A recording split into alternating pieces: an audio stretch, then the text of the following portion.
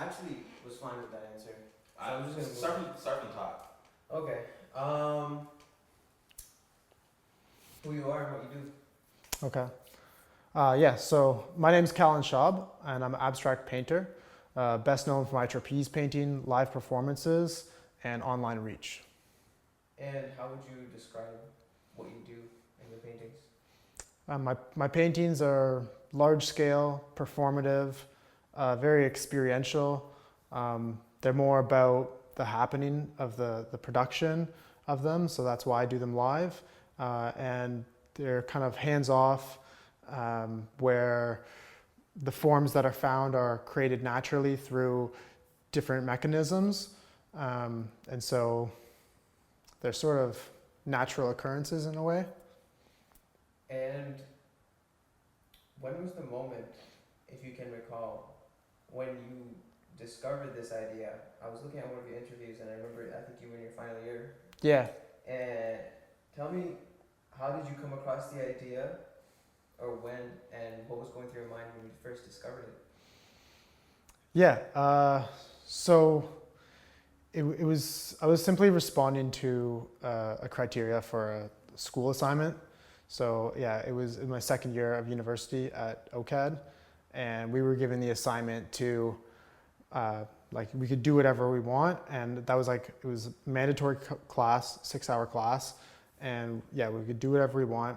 And I was like, okay, this is an exciting moment where I was like watching everyone else in the class to see what they would do, you know, being at a university level painting class, you know, with a university that like is for creativity.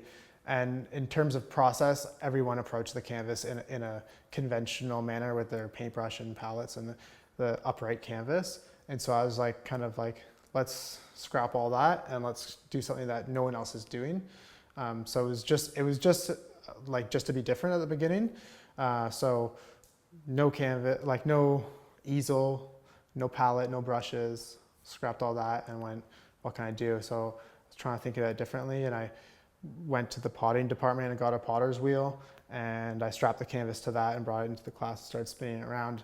And that was kind of the genesis, or like the beginning of it. And I didn't really like, I guess, think much of it. And I mean, it was funny too, because like everyone's so focused on their thing, like everyone's like painting their canvas like on their walls, and like I'm in the middle of the class on the floor, and like a lot of the students didn't even realize like that I was doing that. But it was a performance, like the first time I did it, and it just continued to be a performance. So I think that's the thing that is really distinct about my work, that it's a performance more than anything. So in that performance, what was the first thing in the beginning, or like, was there a set idea before the spinning wheel, or was you went straight to the spinning wheel? Straight to the spinning wheel. I didn't like, it was sort of a... How did you discover the spinning wheel?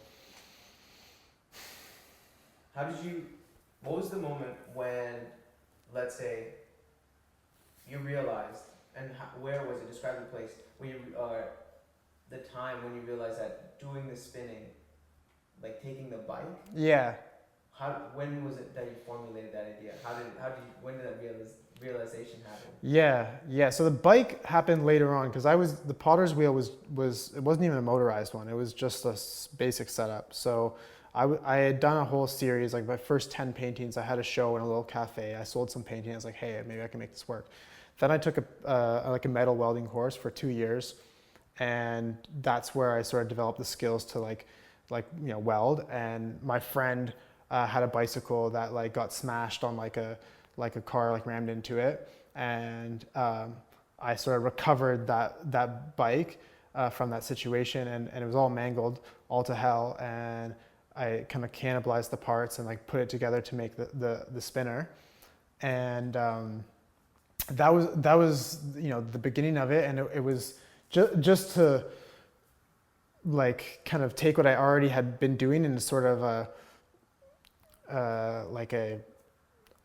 just like a ad hoc kind of method before, and I was just kind of scaling that up to the bicycle, you know, because before I was just spinning it manually, and so to have the crank, it just gave me that much more control, having the free wheel and like that connection I unicycle too, so it's like and I'm like very physical with like the way that I interact with the world. So having the mechanics to it, just a little bit more control in this kind of chaotic setup that I have.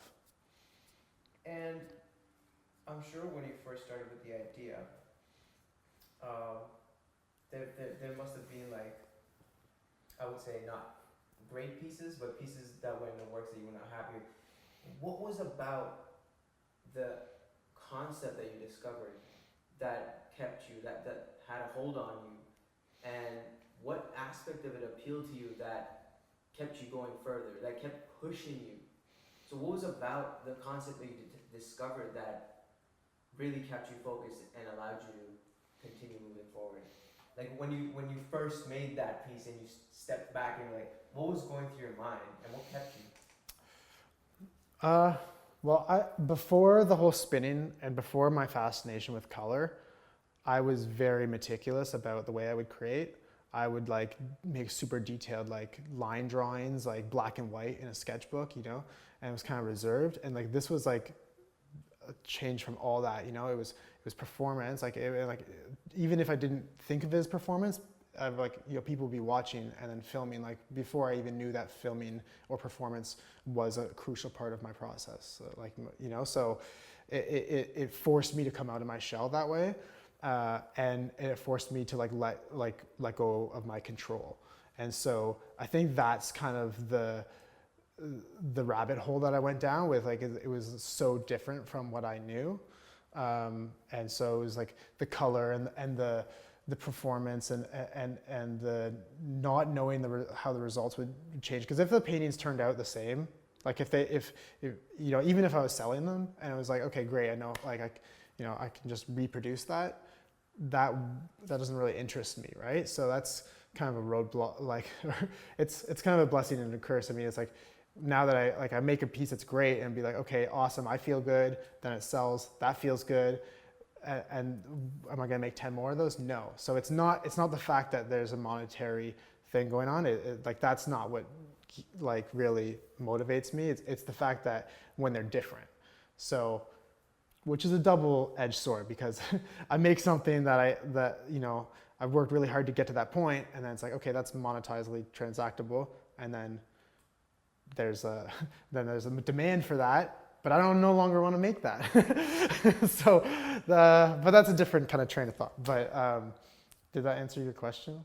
It kind of did. I wanted to know more of like your emotional response when you started going down that rabbit hole.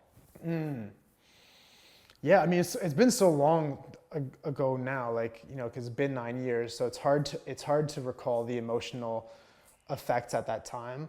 But like it was just like, like I guess I'm kind of making a new language of color, and so I was developing this language now that I like to think that I'm proficient in, and it's a universal language that we all speak, and like that's sort of my like arc of like my journey to like build that like dictionary almost of like all my vocabulary. And at the beginning it's like I'm like a baby, like I'm learning like new words, and for me that's like colors and motion and like these. And I don't know what it means yet, right? Like it's literally all swirling around, and it's all gobbledygook. And so like emotionally, it's not like a resonating like one feeling. I was just kind of like overwhelmed by like the sensation of like I'm creating like on a prolific scale, right? Like everyone else in class, they're making like one piece. Like I made 10. I went and had a show, and I'm like, okay, like what are you guys saying? Like, and then I curated a show with anyone else who was good, and I was just like, I'm like, there's a wave here that's happening, and like, so it was at the beginning, it like, I don't know. So, anyways.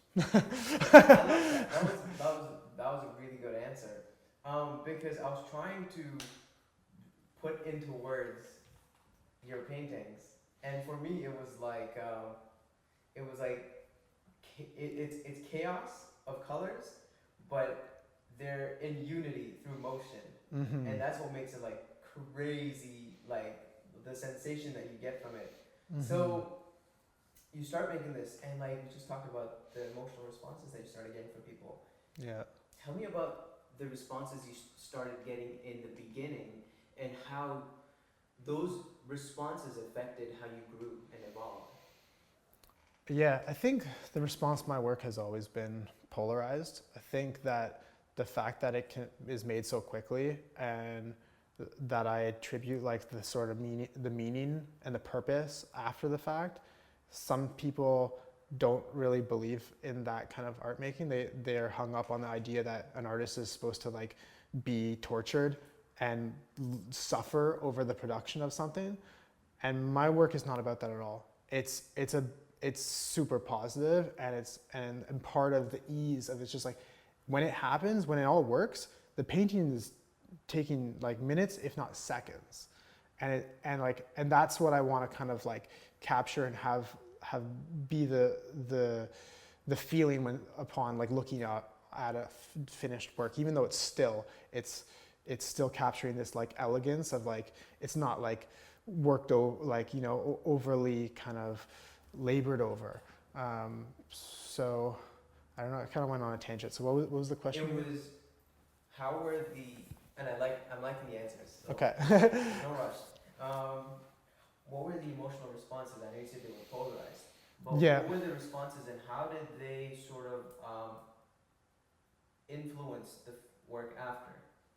At the beginning? And how did that like end to what it is now?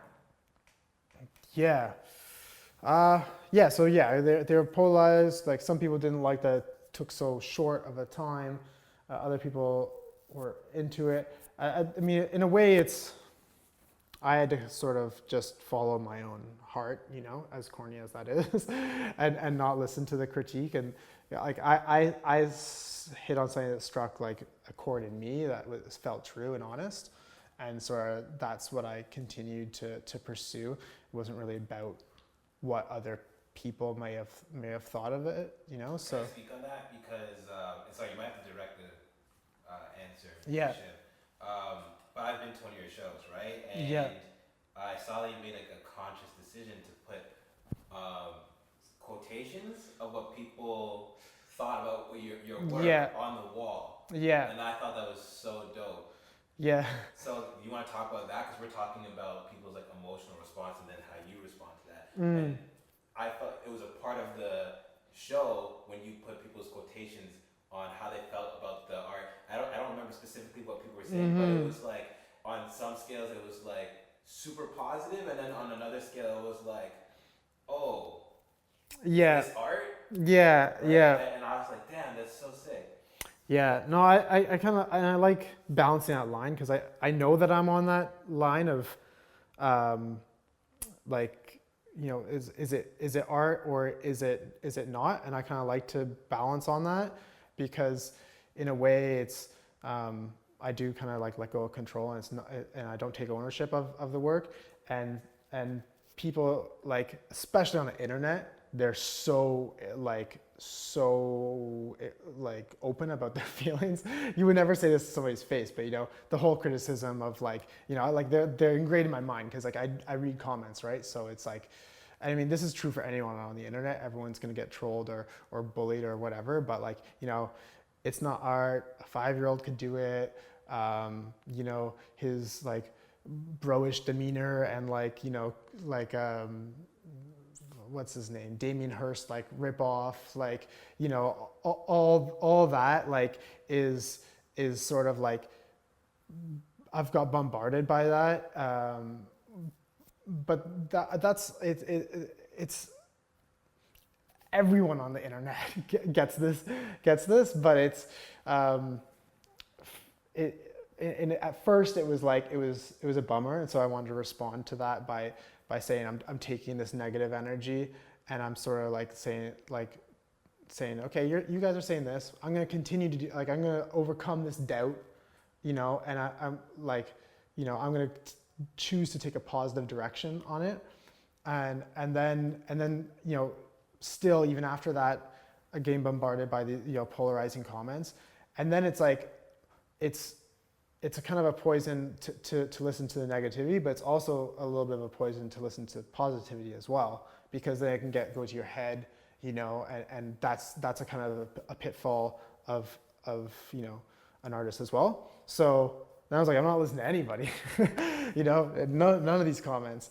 And so now I'm kind of thinking like, what I kind of want to, the direction I'm going is like fake art.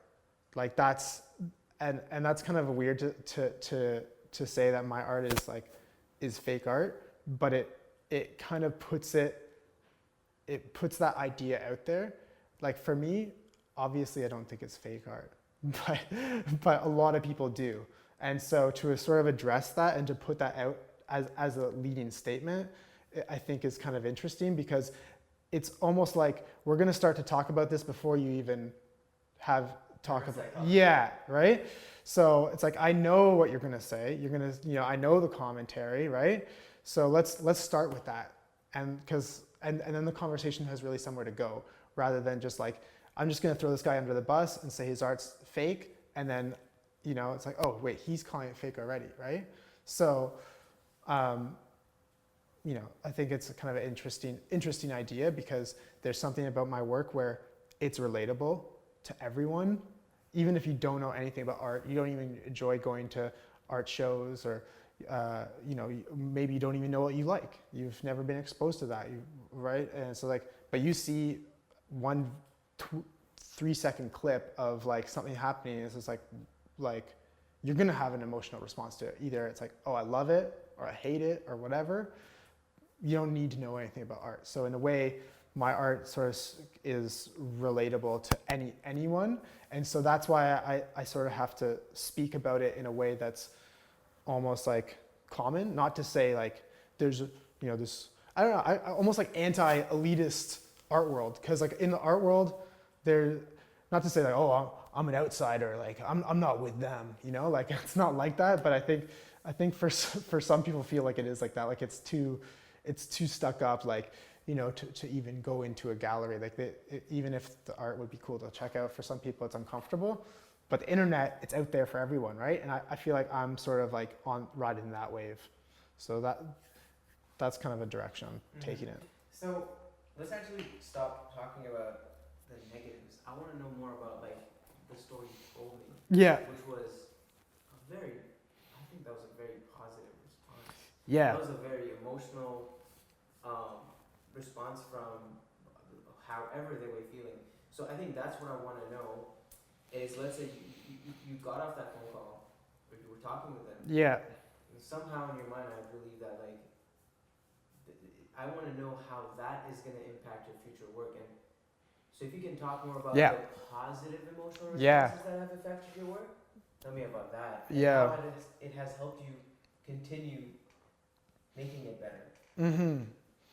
Yeah, no, the positive effects that people have experienced in my work is the most motivational thing ever. So that's why it's important to speak on that, because it's like today, like I get inquiries like online, and I got this inquiry about this piece for it's called Serendipity, and woman left her phone call, like her number there, and I like to like sort of break down the barrier of like, oh, I'm an artist and untouchable, whatever. No, it's like I call you right up, like like customer service is right there, So I call her up, and she's like shocked, because she's out in LA, and I'm like, well, what is it about this piece that you like? I saw you inquired, like, I'm just kind of looking at a business perspective. And she's like, no, listen, like this piece means a lot to me, because it's called Serendipity, and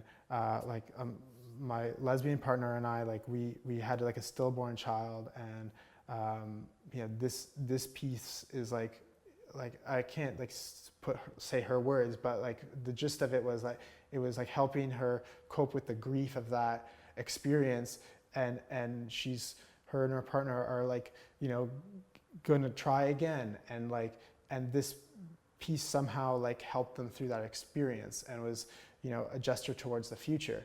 And she's like in tears, like on the phone, like she's like totally like moved, and like I like that's where like my art like it's beyond me. It's no longer like it's touched somebody else. And so like if we were talking about inspiration, like that's my inspiration. Like it's not about me. It's like, it's about other, like people are connecting emotionally to my work in a way that I could never even imagine. And so that's why I don't really prescribe it with a meaning and say like, this piece is about this piece is about that. I have a slightly suggestive title that puts a little bit of a spin on it, but other than that, it's like my artist statement and the way that I present the work is sort of like void of meaning, which is a pitfall because as an artist, you need to have a statement to back up your stuff. If you want to be contemporary art, it's not like, oh, can you paint? You know, oh, can you draw a picture? It's like, no, what's your idea, right? So, but I kind of dial that back a little bit because yeah, I might have some ideas, but I want people to be able to look at my work and project their own meaning on it. And so when it works, it really works, you know? So she had this experience and there's other ones like that. Like there was another woman who like came to Canada from Herat, and she came here because her dad wanted her to get an education in medicine, to then come back home and bring that into their community, right? And she came here and she realized that, that she can do art, like not just like in Herat. You as a woman, you can do like henna, and you can't sign it. You can't do anything representational. You know, it's like super strict. And she's coming here, and freedom of expression is totally a thing. Like, and so she saw my art, and she was like, she wanted to collaborate because she saw how free I was, or whatever, right? And she wants to bring that back, you know, to teach the young girls like about abstract expression. I'm like, that's way beyond I could even imagine or have that personal connection with the work. I've had somebody reach out to me. There's this piece called that I named Little Voice, and you know, for me, why did I call it that? Well, when I was a kid, my mom was like, you know, listen to the little voice in your head, and you know, and that little voice as a child is like, you know, oh, like do your homework, brush your teeth, you know. But then as you get older, that little voice says other things too, right? So it's like it's that always like little thing that kind of kept with me. I like that kind of spiritual aspect of it, and so I named the piece like that. And then this woman reached out to me, and she's like, oh, I've been like, you know, recovering from cancer. I lost my you know, custody to my children. I like the other, like this is coming up to Christmas, and she like fell down the stairs, and she's got a broken leg, and she's like, but this piece, like Little Voice, like it helped me, like it reminded me to have hope. Okay, like do you like she's inquiring to buy it. She couldn't afford it because, you know, she's got all these things going on in her life, but she saved it as the lock screen for her phone, and she's got that everyday hope on her phone, you know, and that's what it means to her, right? So like that. These are the kind of stories, like these are the kind of positive things that will outshine any of the negative vibes on the internet or whatever, because like these little slices of life, and like those are just the people that decide to reach out to me. Like, I don't know what other untold stories are out there, right? So that's where I feel like it's my responsibility to keep on pushing this work out there, because it means more for other people than I could ever like imagine. I think I've said that already, but yeah. Yeah, that's crazy, man. Yeah. And that's essentially what I was trying to touch on.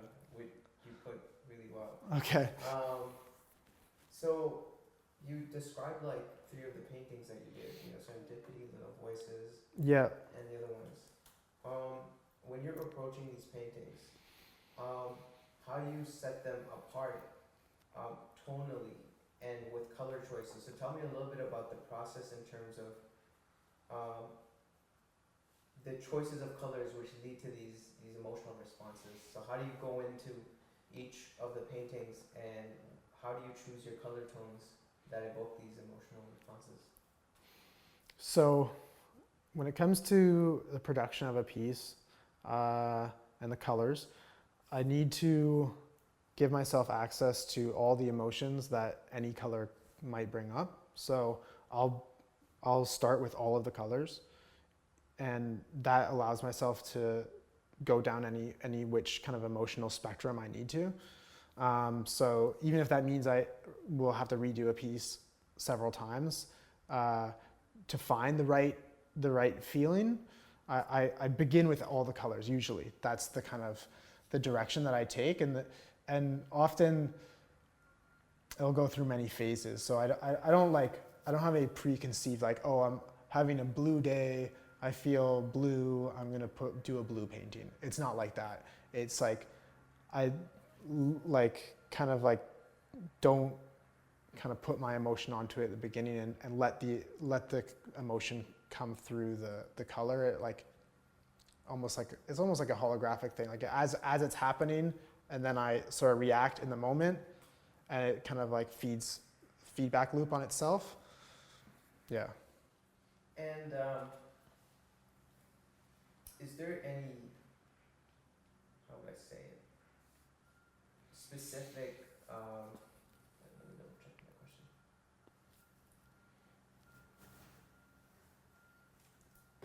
Is there any ideas or concept and, well, I would say, not emotional responses, that how do you, if you, let's say you wake up one day and you're about to paint something, something's been on your mind, a certain idea or concept. Yeah. How would that lead you to choose a certain color scheme or color tone, and the way in which you put it together that it might attach itself to the painting? So Yeah, I can. What is your approach, or like how do you infuse certain ideas into these paintings? When I try to infuse an idea into a painting, those are my failures. They don't work. Like it's when I'm totally present that the paintings are successful, in my mind at least. If I try to infuse it with some sort of meaning, some sort of idea, feeling, anything, then I sort of rob it of the power of the present moment. And because I'm bringing all the baggage of some other dimension, the past, that's not relevant in that moment. And so I'll struggle over, I'll have a vision and I want to execute on it. I'll be like, I got this, I want to have this hot pink changing into this fluorescent blue, and I want to have this white pendulum on it, and I've dreamed of this, and it's in my mind, and I'll try to create it, and no matter what, I can't, because it's always going to be different when it comes to the physical manifestation of it.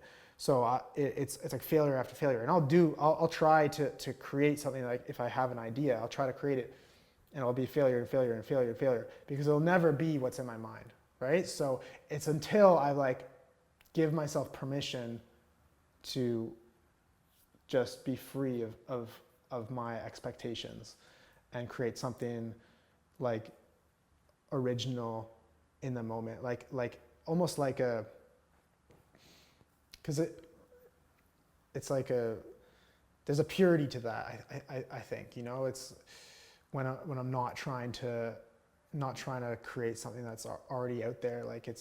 That's why I struggle with inspiration too. It's what's your inspiration? I'm pulling from something else. It's already out there. I'm trying to create an original image, an original idea. The idea is a little bit of a push. It's an image, it's a visual thing. So I'm trying to create something original.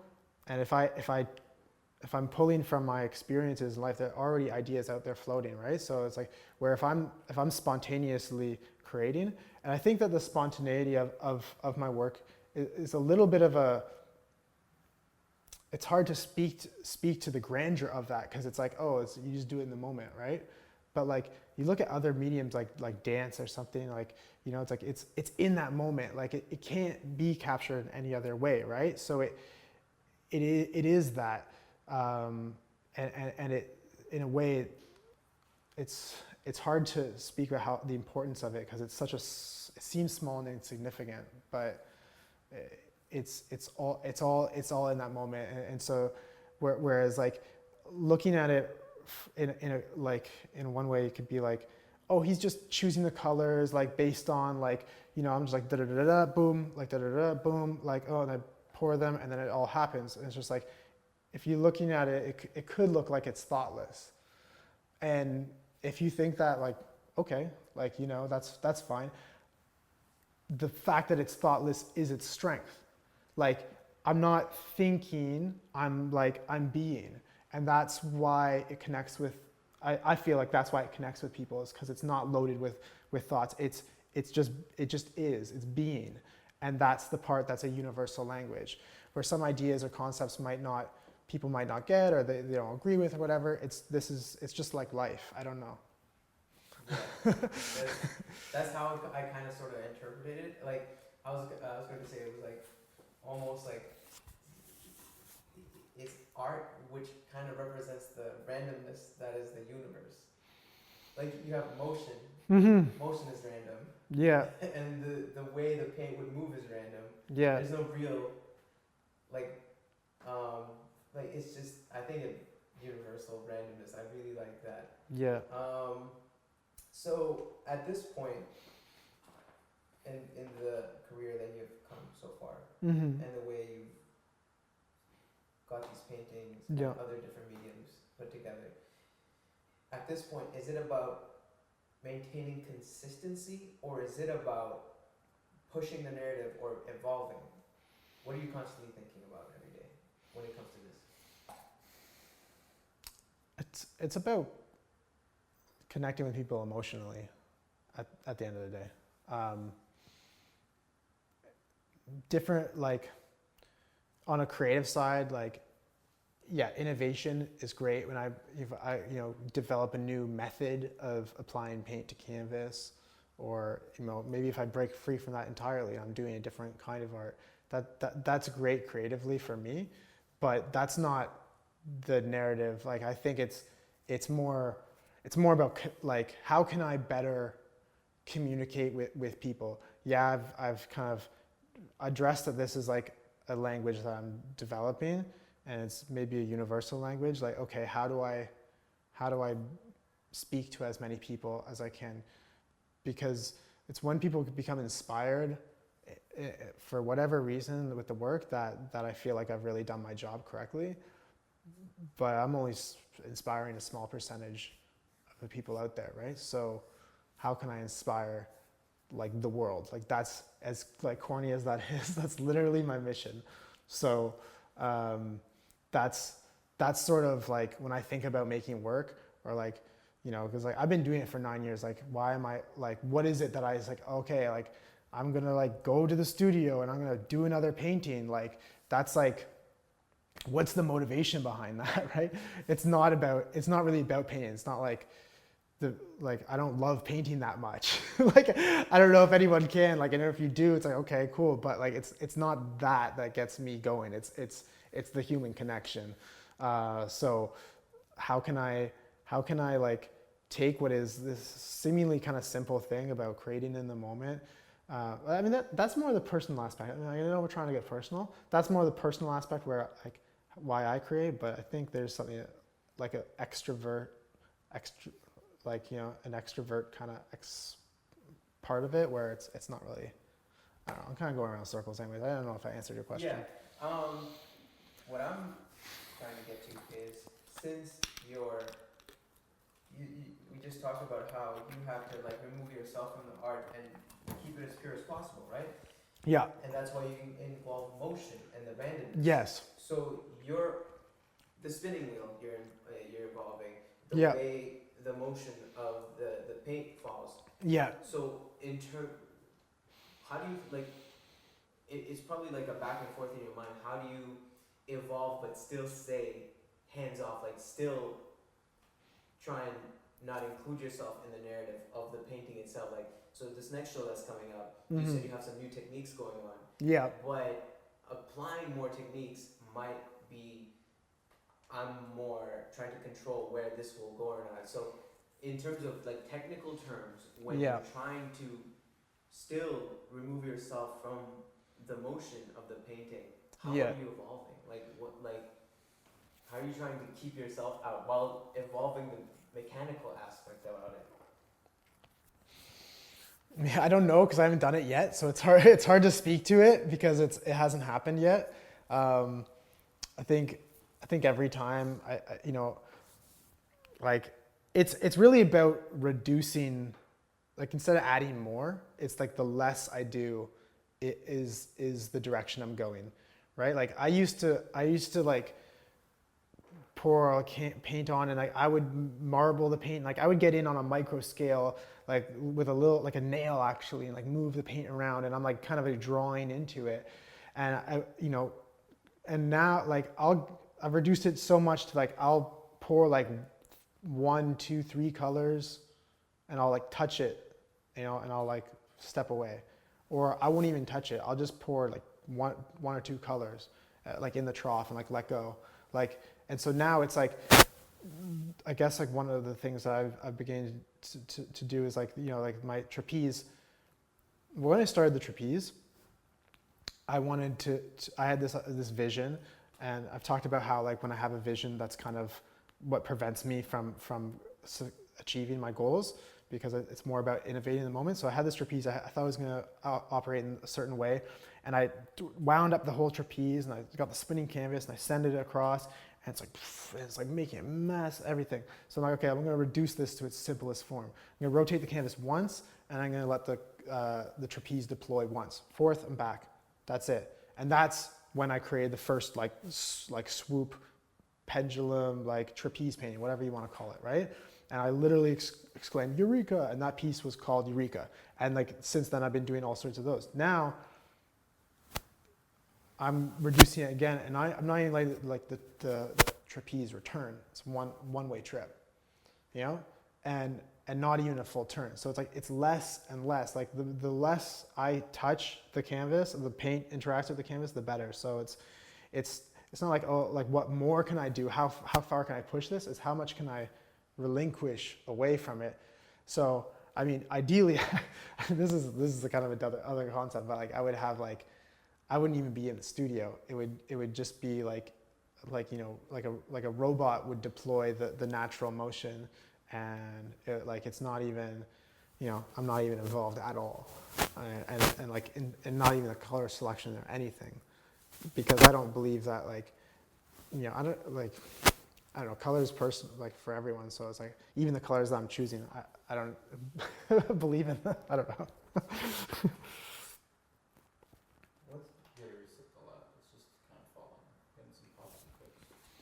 You want me to just like Just reset it a bit. Just reset the lab, turn it on and off, just or just like move it up a little bit more. okay. Yeah, I like that, man. I'd be like on The robot I'd be arms. on the beach, like on my phone, be like boop boop. Does that work? Okay, cool. What are some of the things when you're doing a live performance? What are some of the things that are going through your mind when you're doing a live performance, and what are the things that you like? What are some of the things that you like about the live performance when people are watching you? Yeah, well, I mean, live performance is like there's a pressure to wow people, and so I have to be totally on, and there's an expectation for the audience to deliver. You know, everyone is kind of, I think, spoiled with entertainment these days, so they want a show, and I'm there to deliver. So that's the difference between a performance for an audience versus a studio practice. In a studio practice, I can labor over a piece and have failure over failure until 4 or 7 in the morning, you know, and nobody's watching. So I have space and time that I've given myself to do that. When I'm performing, there is not that much time. So I need to, you know, give people the satisfaction of you know, a completed piece, and be responsible too, because like, if you know, I don't want to take people down that dark hole of creation too.